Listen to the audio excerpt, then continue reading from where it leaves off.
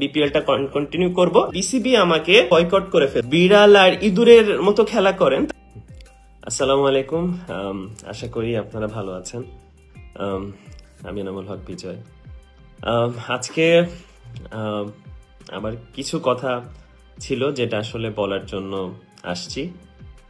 সেটার মধ্যে কয়েকটা উল্লেখযোগ্য কথা আশা করি আপনারা বুঝতে পারবেন।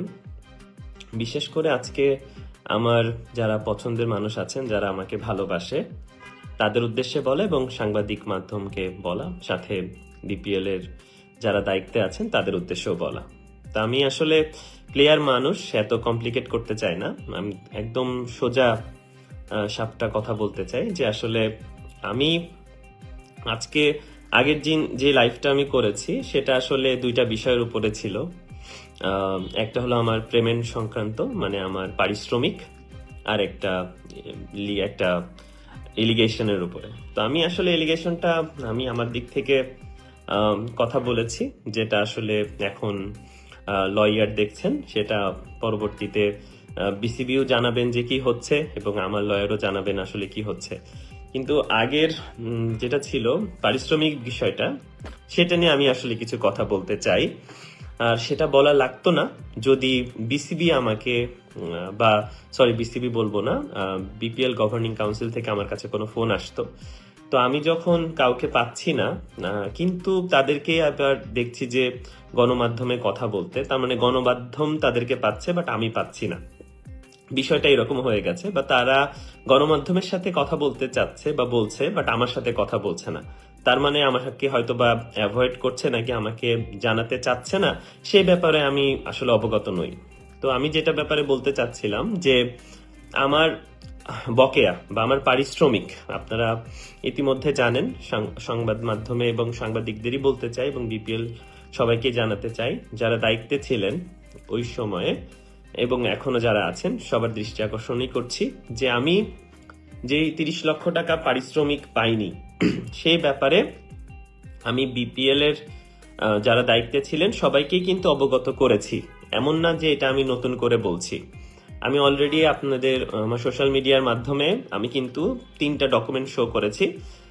প্রথম ডকুমেন্ট ছিল আমার রাজশাহী টিমের সাথে এগ্রিমেন্ট, একটা ডকুমেন্ট ছিল আমার রাজশাহী টিমের যে চেকগুলো দিয়েছিল, যে চেকে কোনো টাকা নাই, আর থার্ড একটা দিয়েছি বিসিবিকে আমি মেইল করেছি, বাট যেটা অলরেডি 10-15 দিনের বেশি হয়ে গেছে, বাট বিসিবি থেকে আমি কোনো রেসপন্স পাইনি। তো আসলে লাইভে আসার একটাই উদ্দেশ্য যে মানুষজন আসলে যারা এখন দেখছেন তারা আসলে সত্যটা জানুক। এবং আমি দেখলাম আমাদের বিপিএল এর প্রধান যিনি এসে এখন দায়িত্বে আছেন, তিনি এসে বলেছেন যে আমি ডিরেক্ট সাইনিং এর প্লেয়ার। তো ডিরেক্ট সাইনিং এর প্লেয়ারের বিপিএল এর আমরা কোনো দায়িত্ব নিতে পারবো না বা বিসিবি কোনো দায়িত্ব নিতে পারবে না। তো আমার কথা এখনই শুরু হচ্ছে যে ওকে, যদি দায়িত্ব নিতে না পারেন, তা আমি কাদের হয়ে খেলেছি? রাজশাহী টিমের হয়ে। তো রাজশাহী টিমটা আসলে কাদের নেয়া? অবশ্যই বিসিবির নেয়া। ওকে, যদি আমি ডাইরেক্ট সাইনিং এর প্লেয়ারকে আমাকে পেমেন্ট না দেয়া হয়, তাহলে আমার বেস প্রাইস কত ছিল? আমার বেস প্রাইস ছিল 40 লক্ষ টাকা। তো 40 লক্ষ টাকা যেটা বেস প্রাইস, যেটা আমি ড্রাফটে বিক্রি হব, সেই টাকাও তো আমাকে বিপিএল পেমেন্ট করেনি। আমার তো মাত্র 10 লক্ষ টাকা বেশি দিয়ে আমি বিপিএল এ সিগনেচার করেছি। তার মানে আমার 40 লক্ষ টাকা বেস প্রাইস ছিল যেটা ড্রাফটে আসছে, আর 10 লক্ষ টাকা এক্সট্রা দেওয়ার কারণে আমি বিপিএল এ ডিরেক্ট সাইনিং করেছি। আমার কথা হচ্ছে যে সেই অ্যামাউন্টটাও তো আমি পাইনি। এবার আসতেছে কমিটমেন্টের জায়গা। যে ডকুমেন্টসগুলো আপনারা দেখেছেন সেগুলো তো দেখেছেন, এখন আসতেছে কমিটমেন্টের জায়গা। তো বিপিএল চলাকালীন আপনারা কথাটা একটু ভালো মতো বুঝলে বুঝতে পারবেন যারা শুনছেন, যে বিপিএল চলাকালীন সময়ে যখন আপনারা সবাই অবগত আছেন যে রাজশাহী টিম একটা প্র্যাকটিস বয়কট করে, সেটা পেমেন্টের ইস্যুর কারণে, যে তারা পেমেন্ট দিতে পারছে না।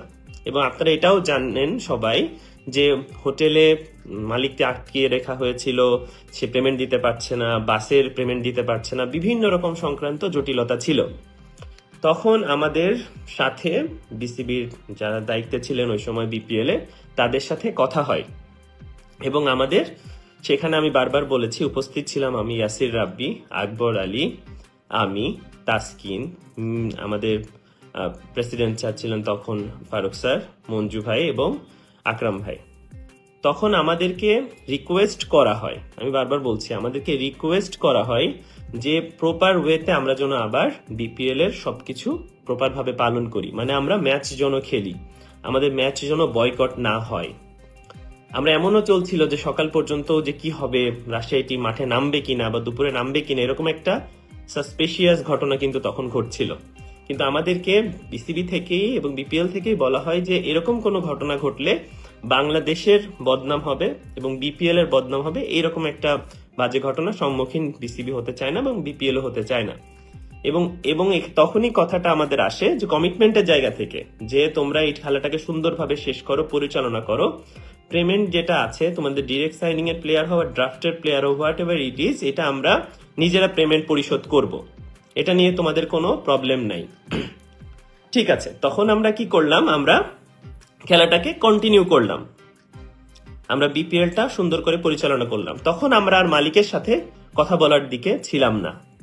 এখন যেহেতু আমি ডিরেক্ট সাইনিং এর প্লেয়ার, বারবার বলা হচ্ছে, ওকে, ডিরেক্ট সাইনিং এর প্লেয়ারের বিধায় আমি খেলাটা বয়কট করতে চাচ্ছিলাম, যে আমি খেলবো না, মালিক আমাকে টাকা না দিলে আমি খেলবো না। এন্ড বিপিএল এ আমাদের টিমে বলতে গেলে তাসকিন আর আমি পারফর্ম করছিলাম। Taskin highest run scorer, Taskin highest wicket taker এবং আমি হাইস্ট রান টেকারের অবস্থায় ছিলাম।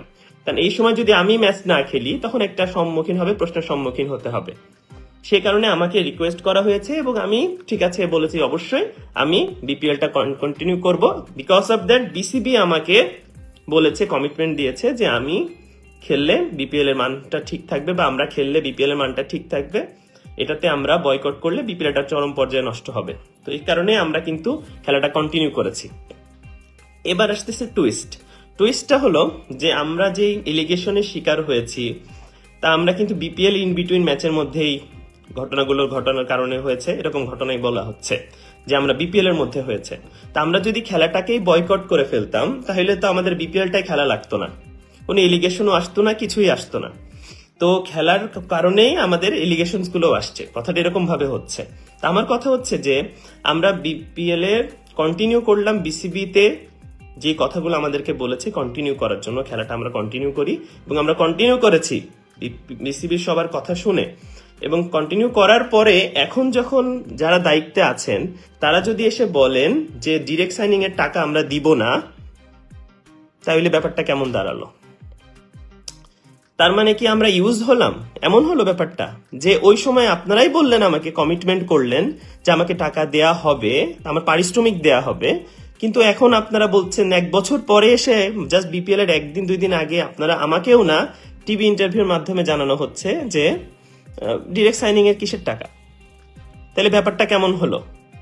যদি এটাই হয়ে থাকে তাহলে আমরা কোথায় যাবোটা কোথায়? আমরা কাকে বলবো? মানে এটা কেমন ধরনের আচরণ হতে পারে আমাদের সাথে? এটা তো মেনে নেওয়া যায় না। আমার পারিশ্রমিক, আমি কষ্ট করে বিপিএল কমপ্লিট করেছি, আমি সর্বোচ্চ চেষ্টা করেছি এই টিম নিয়ে ফাইট করার জন্য, আমি বিপিএল এ সেঞ্চুরি করেছি, আমি হাইস্ট রান টেকারের 5ম তালিকায় ছিলাম, আমি সর্বোচ্চ চেষ্টা দিয়ে বিপিএলটা সুন্দর মর্যাদার মাঝে আমি শেষ করেছি। এখন আপনারা এসে আমাকে যদি বলেন যে ডিরেক্ট সাইনিং এর কোনো পেমেন্ট আমরা দিতে পারবো না, তাইলে তো আমি মানতে পারবো না। কারণ আপনাদের সাথে আমাদের যে কমিটমেন্টটা হয়েছে, এটা কমিটমেন্টের জায়গা, তাহলে কথা কোথায় থাকলো? কমিটমেন্ট বলে কিছু নাই এবং আপনারা সেটা অস্বীকার করবেন যে আপনারা আমাকে কমিটমেন্ট দেন নাই। এবং এখন কথা হচ্ছে যে কেউ যদি এসে বলে আমি তো তখন এই গ্রুপে ছিলাম না, আমি তো তখন এই দায়িত্বে ছিলাম না, আমি তো তখন মিডিয়া ডিপার্টমেন্টে ছিলাম, বা আমি তখন অন্য ডিপার্টমেন্টে ছিলাম। আমার কথা হচ্ছে যদি ডিপার্টমেন্ট ওয়াইজ চিন্তা করা হয় তো মিডিয়া ডিপার্টমেন্টের মানুষ এসে তো এখন আমাদের বিচার শুরু করতেছে না? তাইলে 2টা চ্যাপ্টার ভাগ হয়ে গেল। পেমেন্টের ইস্যুটা সে দেখতে পারবে না, কিন্তু আবার লিগ্যাল ইস্যু যেগুলো আছে সেগুলো নিয়ে কথা বলবে, কিন্তু আবার পেমেন্ট ইস্যু বলতে পারবে না। দুই ভাগ হয়ে গেল, যে ওইটা নিয়ে উনি কথা বলতে পারবে বাট এটা নিয়ে কথা বলতে পারবে না, বা এটার দায়িত্ব নিতে পারবে এটার দায়িত্ব নিতে পারবে না। ব্যাপারটা এরকম হয়ে গেল না? এরকম তো হওয়া উচিত না। যদি আপনি দায়িত্ব বুঝেই নেন তাহলে টোটাল বিপিএল এর দায়িত্বটা বুঝে নেন, আগের বছর যা যা ঘটেছে সবকিছু দায়িত্ব বুঝে নেন, আমার কাছে তো আমি অবৈধ কোনো টাকা চাচ্ছি না, আমি যে আমার পারিশ্রমিকটা এবং আপনার যেটা কমিটমেন্ট দিয়েছেন সেই টাকাটাই তো চাচ্ছি। আর এটা এমন বড় অঙ্কের কোনো টাকা নয় আপনাদের কাছে, সেটা আমার কাছে হইতে পারে এটা অনেক বড় অঙ্কের টাকা, কারণ আমি বিপিএল খেলার সময় আমি অর্থ পাইনি। এরপরে বিপিএল এর এই ধরনের আজে বাজে নিউজ যেটা মিডিয়ার মাধ্যমে ছড়িয়েছে এবং ওইটার কারণে আমি প্রিমিয়ার লিগেও সাফারার হয়েছি, এবং ওইটার মাধ্যমে এই বছরও আমাকে বিপিএল থেকে দূরে রাখা হয়েছে। তাহলে আর্থিকভাবে আমি আর কত ক্ষতিগ্রস্ত হব? আমার সম্মানহানি হচ্ছে, আমি আর্থিকভাবে ক্ষতিগ্রস্ত হচ্ছি, আমি আসলে যাবোটা কোথায়? সেটা তো আমার উত্তর লাগবে না? তো আমার কথা হচ্ছে যে আপনারা যদি এইভাবে হাইট করেন বা কি বলে বিড়াল আর ইঁদুরের মতো খেলা করেন, তাহলে তো আমার কাছে মনে হয় না জিনিসটা সুইটেবল হবে। আমি এখনো বলছি, আমি কিন্তু বিসিবির বিপক্ষে না। বিসিবি আমার গার্জিয়ান, এখনো আছে, সারা জীবন থাকবে এবং সারা জীবন ছিল। আমি আমি তিনটা জিনিসকে সবসময় রেসপেক্ট করি। একটা হলো আমার পরিশ্রম, আমি যে পরিশ্রম করে এত পর্যায়ে আসছি, আমার সামনে পিছনে কেউ ছিল না, আমি যথেষ্ট পরিশ্রম করে এই পর্যন্ত আসছি এবং একা ফাইট করে এখানে আসছি। সে ভালো খেলছি খারাপ খেলছি হোয়াট এভার। সেকেন্ডটা আমার যত ভালোবাসার মানুষ, আমার ফ্যান, বা আমার ফ্যান বলবো না, আমার বন্ধু, ভালোবাসা যারা যারা আমাকে পছন্দ করে একটু হলেও তারা। দ্বিতীয় হলো বিসিবি আন্ডারে আমি আন্ডার 19 খেলছি, 17 খেলছি, এ টিমে খেলছি, বাংলাদেশ টিমের হয়ে খেলছি, তাদেরকে আমি সম্পূর্ণ মর্যাদা করি। কিন্তু বিপিএল এর যে ইনসিডেন্টটা হয়েছে এটাকে প্লিজ আপনারা একটু আলাদা রাখবেন। এটা নিয়ে আমি মনে করি না যে এটা নিয়ে অন্য কোনো, যেমন আমাকে বিপিএল থেকে আলাদা করা হয়েছে, তো বিপিএল এর পেমেন্ট ইস্যুটাও আপনারা একটু আলাদা করে দেখবেন। আমি না বিসিবির বিপক্ষে, না আমি কারোর বিপক্ষে, আমি আমার জন্য ফাইট করছি।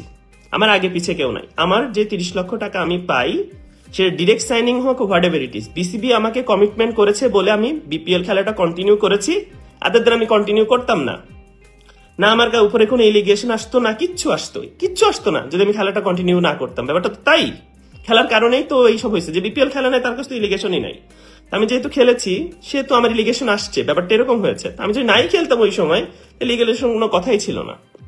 তা আমার পেমেন্ট যেটা আছে এটা আমি চাই বিসিবিতে যারা সেই দায়িত্বে ছিলেন এবং এখন যারা আছেন, আপনারা কথা বলেন, নাহলে আমার সাথে কথা বলেন, আমি আপনাদের সাথে আসি, এসে আপনাদের সাথে কথা বলে জিনিসটা সুন্দর করে পরিশোধ করে দেন। আমি খুব ভালো আছি। আমি যেহেতু কালকে এনসিএল এর ম্যাচে চলে যাব, আমি চাই কালকে আপনারা কথা বলেন, বলে আমাকে জানান যে না আমার পেমেন্টটা আপনারা পরিশোধ করেন। আমি এই দায়িত্বে ছিলাম না, আমি এখন আসছি। আপনি ভাই আগে যে দায়িত্ব ছিলেন, এখন যে দায়িত্বে আসছেন, আপনি তো বিসিবিতেই আছেন বা বিসিবির দায়িত্বেই আছেন, আপনি সব জানেন, সবকিছু বোঝেন। এখানেই সবাই আছে, এমন না যে সবাই আলাদা চলে গেছে। মঞ্জু ভাইও আছে, আকরাম ভাইকেও পাবেন, ফারুক ভাইকেও পাবেন। আগের যা ঘটনা ঘটছে, যা হয়েছে সবকিছু আপনারা জানেন। আপনারা জেনে বুঝে আমার পেমেন্টটা পরিশোধ করলে আলহামদুলিল্লাহ, আমি আমার আর কিছু বলবো না, কারণ আমি পরিশ্রম করে ক্রিকেট খেলছি। আমার পারিশ্রমিকটা না দিলে আমি তো অবশ্যই আমি কথা বলবো। আমি তো চুপচাপ করে বসে বাসায় থাকবো না, এমন যে আমি অবৈধ কোনো টাকা চাচ্ছি। আমার যেটা প্রাপ্য টাকা সেটা আমি বুঝে পাবো, তাইলে আমি ধন্যবাদ জানাবো আপনাদেরকে। এবং এই কথাটাই আমি, যেহেতু তাদেরকে ফোনে পাচ্ছি না, বলার সুযোগ নাই, বা আমাকে ডাকাও হয় নাই যে আমি বলবো, আমি ইচ এন্ড এভরি ডকুমেন্টস দেয়া আছে আমার এই যে আজকে কথা বা বক্তব্য। আশা করি আপনারা বুঝতে পেরেছেন, আশা করি আপনারা হেল্প করবেন যেন এটার একটা সমাধান হয়। ধন্যবাদ সবাইকে, ভালো থাকবেন। ইনশাআল্লাহ পরবর্তীতে কোনো বিষয়ে যদি ইনকোয়ারি থাকে অবশ্যই আমাকে বলবেন, আমি অবশ্যই লাইভে এসে দরকার হলে আপনাদেরকে উত্তর দিব। ভালো থাকবেন, আসসালামু আলাইকুম।